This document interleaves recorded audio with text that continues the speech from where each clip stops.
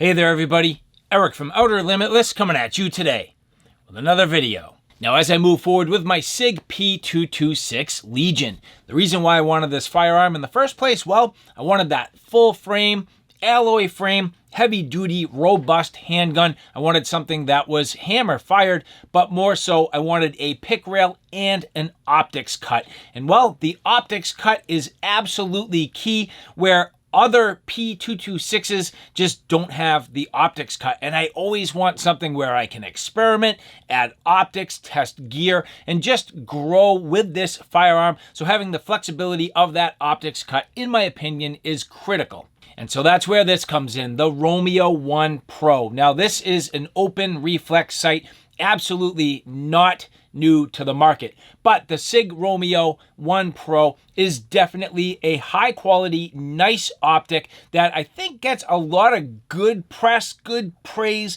People seem to really like it, and in my case, again, the key point being, this is the Delta Pro footprint. When you look at the Sig P226 Legion, this is the Delta Pro footprint. So it's not that there's limited options, it's just that I needed something that was going to be a suitable option because I want to direct mount right onto the slide, no adapters, no plates, and no messing around. Really only the single potential failure point being the 2 bolts that hold it down. And so what we're gonna do today, we're gonna go through it in detail. I'm gonna get the plate off, we're gonna mount up the optic.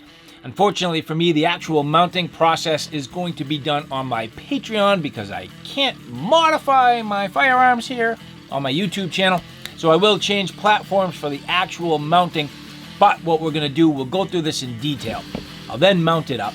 I'll get it zeroed in. We'll bring it to the range. I'll give it some practical field use. Hopefully I hit the target, and then we'll come back to the studio and I'll give you my final thoughts. So with that said, I have a whole bunch to do and a whole bunch to share with you. And if you're interested in seeing a little bit more about what I'm about to get into, do me a favor, stay tuned.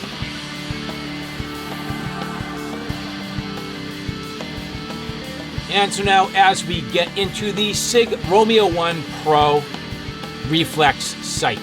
Now this is not brand new, but it is brand new to me. So, you know, sometimes you got to take a little bit of a chance to get what you're looking for. So this has been opened in the past, but at least for me, this is going to be a perfect solution where I should be able to direct mount this optic right onto the top of this slide without any plates, without any adapters, and it should sit nice and low. And I'm hoping I can co-witness. I haven't seen really too much in terms of, I don't know, other reviews or documentation, whether or not this is going to be successful because I do not have suppressor height sights, but I'm hoping this will sit low enough that I can still see my iron sights after this is all said and done. And so as we actually get into the optic itself, I have never had a Sig branded optic at this point, but I'm actually pumped to get my hands on one. I think they do a really good job from, you know, what I've read and from what I've seen, and it seems like they're doing just a real nice job. So to have a Sig branded optic right now, I am actually pretty pumped. But again, the Romeo 1 Pro, not a new model by any means. It's actually been on the market for a few years, but the nice thing is I think it's full of features and options that are really going to give me a perfect platform and something that's going to perform to my needs. So the optic itself here, again, the Delta Point Pro footprint. This is going to be shake awake. It's going to turn itself to sleep when it needs to. It's going to have nice coated lens. This is a red dot, so no green. I really do love green dots, but this is a red dot, and that's fine. You can see on the side I end up with my adjustment, so buttons up and down. This should have the ability to adjust to my needs. And then again, the windage here, the elevation. And what's awesome is a top mount battery. That's actually fantastic. So once I get this mounted up, I should not have to mess with it too much. The other thing that's going to be great, this has a nice large window. So 30 millimeter window. You know, obviously an inch being around 25 millimeters, so I'm looking at a little over an inch here in terms of the overall width of the window. Nice large size, fairly slim bezel, But what I'm going to do is, and I have to contemplate whether or not I leverage this steel shroud. This does go over the optic, but unfortunately, you'll see that does mean that it puts a little bit of a shim beneath this. It kind of beefs it up a little bit, but it also raises it up just a little bit. So I'm trying to decide whether or not I go with that steel shroud or not. I think for the short term, I probably will not. You'll notice that if I was to leverage that shroud, it does kind of recess the buttons a little bit, which is not a big deal, but it's just a consideration. You do have a cover, so the optics cover here. Now that's actually kind of interesting where this feels like it really wants to go over the shroud, so yes. So I will have to figure this out. I do like to keep my optics covered when they're in storage. It helps to prevent them accidentally getting turned on, as long as you're careful. You can see here I end up with the installation tools that you need. So cool little installation tool, very simple, multi-use, multi-purpose. Your little adjustment screwdriver here. You definitely have the ability to open the battery cover. That's just simple and nice that it comes with it. I have precision screwdrivers, so the reality is I probably won't use this, but at least it comes with it. And then on top of that, you end up with your hex key here. So here's your star bit Allen key. What I believe is the installation hardware with a little bit of blue Loctite and a CR1632 lithium battery. Now, these are the smaller of the sort of types of batteries that you typically see for optics. That's fine with me, not a big deal. This should give me more than enough runtime. And if you're kind of on top of your stuff, you should probably swap these out. And people say typically annually anyway. So I have a ton of these on hand. I actually bought a bunch. So I'm not going to have any problems in the battery department. Now, whether or not there's actually a battery in here already, not too sure, but I will leverage this tool to check. Again, the nice thing is once I get this mounted, because this is a top mount battery, it's going to be very simple, nice threads. Have the ability just to easily unthread this.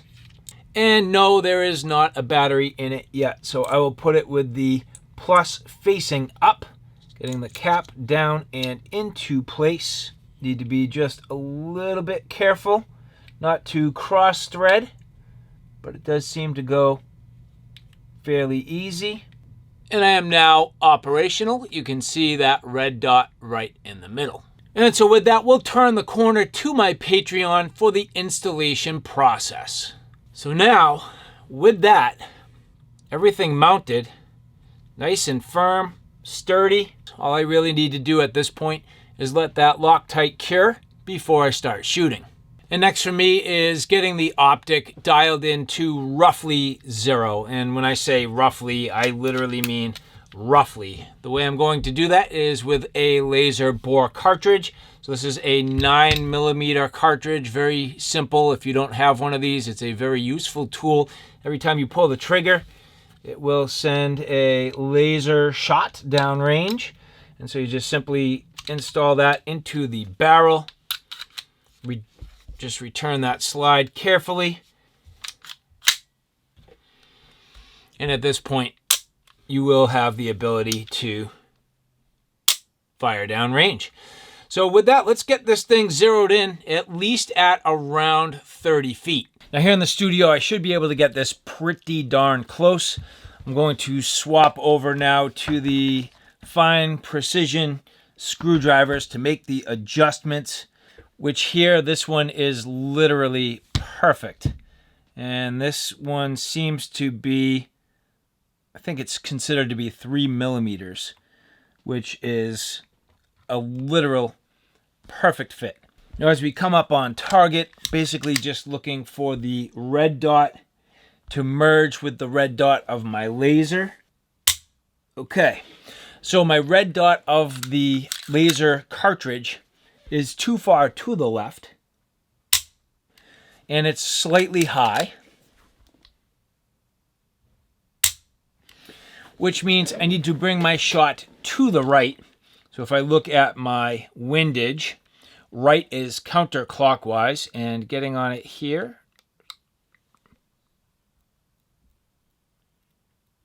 Zero click, none whatsoever. So the Romeo 1 Pro, seemingly no click. Now it is graduated, and there's a little indexing line which is perpendicular to the slot for the screwdriver. So how far did I go? Not nearly enough. Taking it pretty far. Substantial turn there.